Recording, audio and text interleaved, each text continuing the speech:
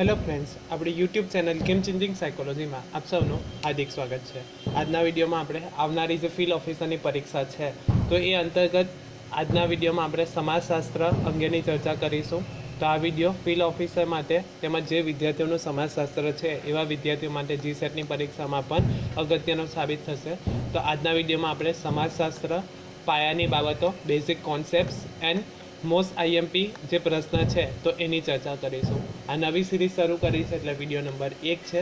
એ ઉપરાંત field officer માટે જે મનોવિજ્ઞાન છે તો એના માટે પણ નવી સિરીઝ શરૂ કરી છે, એટલે તમે એ વિડીયો ન જોયા હોય તો એ વિડીયો પણ તમે પ્લેલિસ્ટમાંથી જોઈ શકો છો. તો સમાજશાસ્ત્ર પાયાની બાબતો, બેઝિક કોન્સેપ્ટ જોઈએ.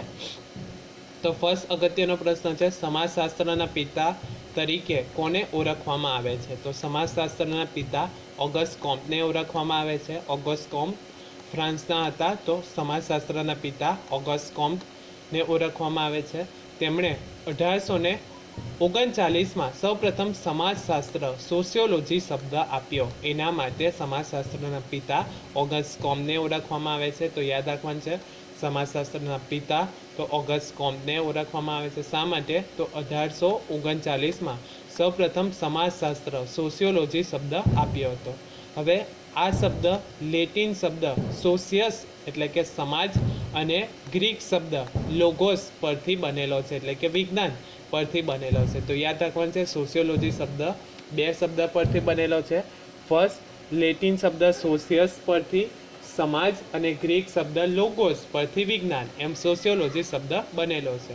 એટલે કે યાદ રાખવાનું છે, સમાજશાસ્ત્ર સોશિયોલોજી શબ્દ, લેટિન શબ્દ સોશિયસ એટલે કે સોશિયસનો અર્થ થાય છે સમાજ, અને ગ્રીક શબ્દ લોગોસ એનો અર્થ થાય છે વિજ્ઞાન, એમ અર્થ થાય છે સમાજલક્ષી વિજ્ઞાન અથવા તો સમાજશાસ્ત્ર. તો એને સમાજશાસ્ત્ર તરીકે ઓળખવામાં આવે છે. ત્યારબાદ છે ભારતીય સમાજશાસ્ત્રના પિતા કોને કહેવામાં આવે છે? આ પણ અગત્યનો પ્રશ્ન છે. સૌપ્રથમ આપણે જોયું સમાજશાસ્ત્રના પિતા કોણ છે? તો ઓગસ્ટ કોમ્ટ.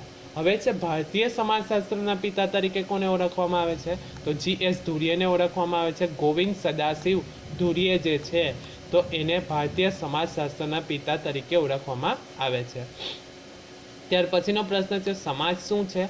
તો સમાજ મેકાઈવર અને પેજના મતે સમાજ એટલે સમાજ એ સામાજિક સંબંધોની જાળ છે. વેબ ઓફ સોશિયલ રિલેશનશિપ જે છે તો એ સમાજ છે. એટલે કે સમાજ એ સામાજિક સંબંધોની જાળ છે.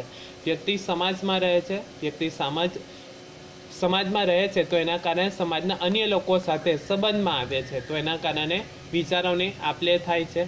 એરિસ્ટોટલે કહ્યું છે કે માનવી સામાજિક પ્રાણી છે, સમાજમાં રહે છે તો સમાજના લોકો સાથે આંતરક્રિયા કરે છે, તો એ સમાજ છે. ત્યારબાદ છે સામાજિક સંસ્થાઓ. હવે નવો ટોપિક જોઈએ, સામાજિક સંસ્થાઓ. કુટુંબ અને લગ્ન. કુટુંબ સમાજનું પાયાનું એકમ છે. વ્યક્તિનો જન્મ કુટુંબમાં થાય છે, તો કુટુંબમાં માતા પિતા હોય, ભાઈ બહેન હોય, દાદા દાદી હોય, તો એની સાથે વિચારોનું આદાન પ્રદાન થાય છે. તો સમાજનું પાયાનું એકમ કયું છે? તો કુટુંબ. કુટુંબ અલગ અલગ કુટુંબ ભેગા થઈને એક સમાજની રચના થાય છે, તો સમાજનું પાયાનું એકમ છે કુટુંબ. તો કુટુંબમાં પણ અલગ અલગ સત્તા જોવા મળે છે. તો સૌપ્રથમ છે માતૃસત્તાક કુટુંબ, તો જેમાં માતા કે સ્ત્રી કુટુંબની વડા હોય તો એ માતૃસત્તાક કુટુંબ તરીકે ઓળખવામાં આવે છે. અગત્યનું છે. હવે અગત્યનું છે, કેરળના નાયર સમાજમાં માતૃસત્તાક જોવા મળે છે. એટલે કે માતા કે સ્ત્રી હોય એ કુટુંબની વડા હોય, જે પણ કંઈ નિર્ણય લેવાના હોય, ડિસિઝન લેવાના હોય એ માતા અથવા તો સ્ત્રી દ્વારા લેવામાં આવે તો એને માતૃસત્તાક કહેવામાં આવે છે. કઈ જગ્યાએ જોવા મળે છે? તો કેરળના નાયર સમાજમાં માતૃસત્તાક જોવા મળે છે. ત્યારબાદ છે પિતૃસત્તાક.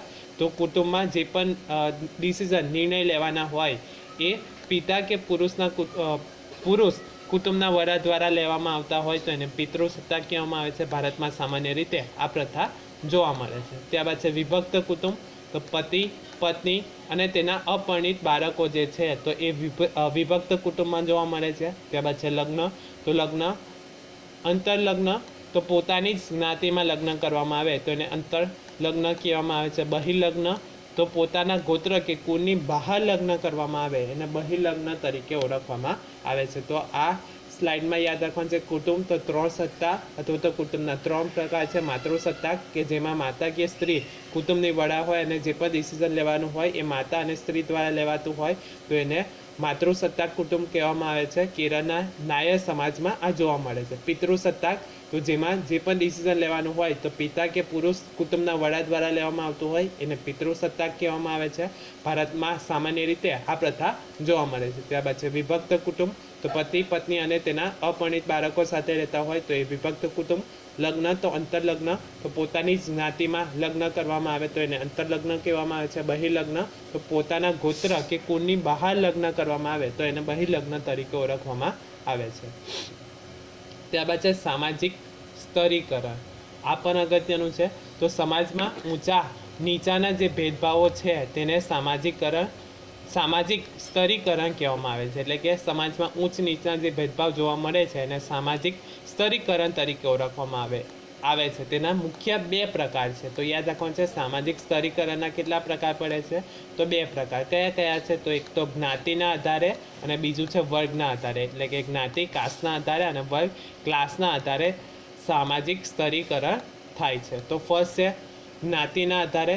તો એની વિશેષતા શું છે તો જ્ઞાતિના આધારે જે છે તો એ આધાર શાના આધારે હશે તો જન્મના આધારે.